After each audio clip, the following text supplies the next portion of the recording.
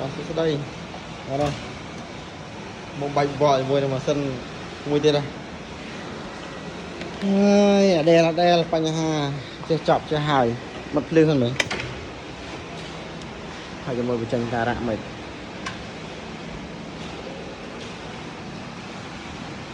miền nào được nhưng mà giờ này thuê của trăm ngay bóng đây đó sẽ không không này nhẹ thưa lệnh chẳng là nhanh thua có môn mà dần chụp lại là vô một thơ ai đây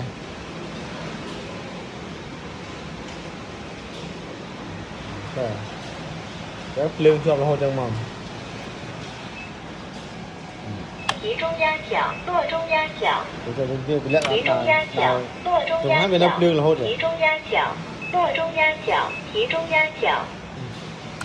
như tên ai ca mà. 回到原点。Đây cô tôi đây. Ta. Nó đọc slideបញ្ហាហ្នឹង. Lên cháu.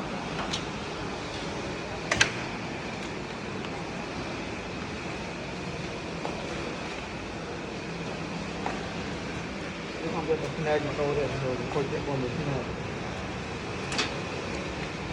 Nói mờ rơm tinh tị cắt tinh tị này lại đượcបញ្ហា mới thấy á là ngất tích nhà này cạnh cho không á mùi lệch bay lệch buôn nó lệch của muôn này cạnh mà crom ông này cái trong tập là pi đâu á đây là ba con sân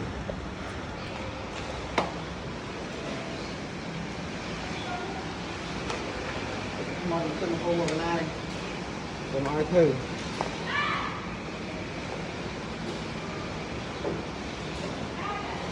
con xanh này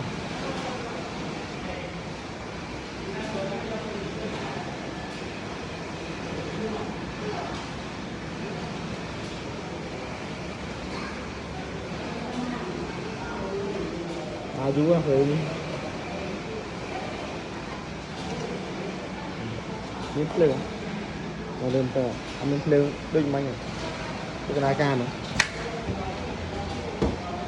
ok ok là này ca đấy ok thì mới về lại dùng tiền nữa 落中压脚，提中压脚，落中压脚，提中压脚，设置中压，小基准，落中压脚向下移动，向上移动，向上移动，向上移动。thì bây giờ là qua mong là riêng sẽ qua là mua của qua落中压脚，提中压脚，落中压脚。nó là cái bài nhà đi nhầm chẳng từ nhóm bơ lại nên có con thang lại nên tăng bây giờ mới dùng xưa mà ta thấy cho con ra回到原点。cho ok rồi phần này em nhóm người con